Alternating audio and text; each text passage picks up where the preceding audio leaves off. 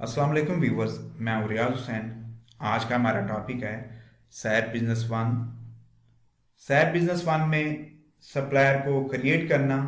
इसमें हम सप्लायर से रिलेटेड तमाम इंफॉर्मेशन और डिटेल्स को एंटर करना सीखेंगे, जैसा कि supplier company name, address, phone number, payment terms and condition, supplier से रिलेटेड अकाउंट्स सेटिंग्स और सप्लायर का ओपनिंग बैलेंस एंटर करेंगे। आए चलते हैं सैप पर और सप्लायर को क्रिएट करते हैं। Go two modules, business partner, master data. तो जैसे ही हम बिजनेस पार्टनर मास्टर डेटा की विंडो ओपन करेंगे तो विंडो हमें फाइंड मोड में शो होगी, यानी सर्चिंग मोड में। तो हमने हमेशा इस चीज़ का ख्याल रखना है कि जब भी हम सप्लायर या कस्टमर क्रिएट करें, विंडो को क्रिएट मोड में होना चाहिए। अगर गलती से हम इसको फाइंड या सर्चिंग मोड पे रिकॉर्ड को मेंटेन या क्रिएट करेंगे तो जब हम रिकॉर्ड को यहाँ से ऐड करेंगे, अभी क्योंकि फाइंड का ऑप्शन हमें शो हो रहा है, तो जब हम यहाँ ऐड करेंगे तो जो हमारा रिकॉर्ड है वो सेव नहीं होगा। तो इसको क्रिएट और एक्टिव मोड में लाने के लिए यहाँ से कंट्रोल ए का बटन हम चूज करेंगे, और अगर हमें इसको दोबारा फाइंड मोड में लाना है तो कंट्रोल एफ का बटन चूज करेंगे।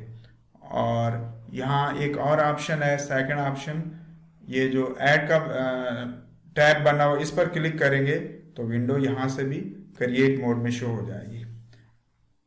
तो मैं यहाँ से वेंडर का कोड डालता हूँ V-001, और यहाँ से हम वेंडर चूज करते हैं, और जो मेरा वेंडर नेम है वो है अहमद ट्रेडर। यहाँ जो इसका फॉरेन नेम है उसमें भी हम अहमद ट्रेडर्स कॉपी करते हैं, और ग्रुप में हम यहाँ से वेंडर चूज करते हैं क्योंकि ये हमारा वेंडर है। अगर हम चाहें तो यहाँ से नया जो ग्रुप है वो भी हम यहाँ से क्रिएट कर सकते हैं। करेंसी हम यूज करेंगे US dollar. Federal tax ID number, अगर सप्लायर का टैक्स आईडी नंबर है तो वो भी हम यहाँ डाल सकते हैं। जनरल इंफॉर्मेशन जिसमें telephone number, mobile, fax, email ID और वेबसाइट, ये भी हम डाल सकते हैं। शिपिंग टाइप लॉजिस्टिक मेथड या ट्रांसपोर्टेशन मेथड, जिसके थ्रू सप्लायर हमें माल डिलीवर करेगा और हम रिसीव करेंगे। तो यहाँ जो मेथड है या शिपिंग टाइप है वो हम चूज करते हैं बाय ट्रक। नीचे हमें अलाइजिस नेम, इसका निक नेम, शॉर्ट नेम, वो भी हम दे सकते हैं। नीचे हमें 3 ऑप्शन जो है वो शो हो रहे हैं, एक्टिव, इनएक्टिव और एडवांस्ड। अगर सप्लायर के बिटवीन, यानी सप्लायर और कस्टमर के बिटवीन जो ट्रांजैक्शन है या जो लेन देन है वो क्लोज हो जाता है, तो उस सूरत में सप्लायर को इनएक्टिव भी किया जा सकता है एक स्पेसिफिक टाइम पीरियड के लिए। और रिमार्क्स में जो रीज़न है वो भी हम डाल सकते हैं। एडवांस्ड, इसमें एक्टिव और इनएक्टिव दोनों जो डेट हैं वो भी हम डाल सकते हैं, और यहाँ रिमार्क्स में इसकी जो रीज़न है वो भी डाल सकते हैं। कॉन्टैक्ट पर्सन, सप्लायर की तरफ से जो कॉन्टैक्ट पर्सन होगा उसका हम यहाँ नाम डाल सकते हैं। यहाँ जैसे रेहान अहमद। नीचे first name, title mister, position क्या है उसकी, वो मैनेजर है। और नीचे जो अदर इंफॉर्मेशन है, टेलीफोन नंबर, एड्रेस, वो भी हम डाल सकते हैं। Address, pay to ship to, pay to vendor billing location address या पे टू एड्रेस, जिस जगह सप्लायर को पेमेंट करनी है, यानी सप्लायर का हेड ऑफिस। यहां से परचेज डॉक्यूमेंट्स और पेमेंट के हवाले से इंफॉर्मेशन भी ली जा सकती हैं। बड़ा इंपॉर्टेंट टॉपिक है। तो यहां एड्रेस आईडी में मैं यहां डाल देता हूं पे टू। यहां आप नेम भी डाल सकते हैं और जो कंट्री है वो यूएस या स्टेट और जो अदर इंफॉर्मेशन है वो भी हम डाल सकते हैं। Ship to customer warehouse address, customer के गोडाउन या वेयर हाउस का पता जहां सप्लायर माल डिलीवर करेगा और कस्टमर माल रिसीव करेगा। तो मैं यहां शेप टू डाल देता हूं, शेप टू। यहां लोकेशन भी डाली जा सकती है। पेमेंट टर्म्स बड़ा इंपॉर्टेंट टॉपिक है। सप्लायर बिटवीन जो टर्म्स एंड कंडीशन सेट की जाती हैं कि सप्लायर अपने कस्टमर को कितने दिन के लिए माल ऑन अकाउंट या ऑन क्रेडिट देगा। 2% 10 नेट 30 डेज एक बड़ी फेमस एक टर्म है कि अगर कस्टमर विद इन 10 डेज पे करेगा तो सप्लायर उसको 2% डिस्काउंट देगा।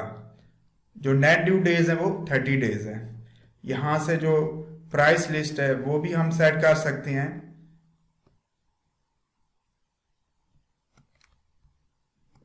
नीचे जो बिजनेस पार्टनर बैंक है उसको भी यहां से डिफाइन किया जा सकता है। पेमेंट रन, यहां से जो हाउस बैंक है उसको हम चूज कर सकते हैं जिसके अगेंस्ट हम सप्लायर को पे करेंगे, यानी जो हमारा आउटगोइंग बैंक होगा।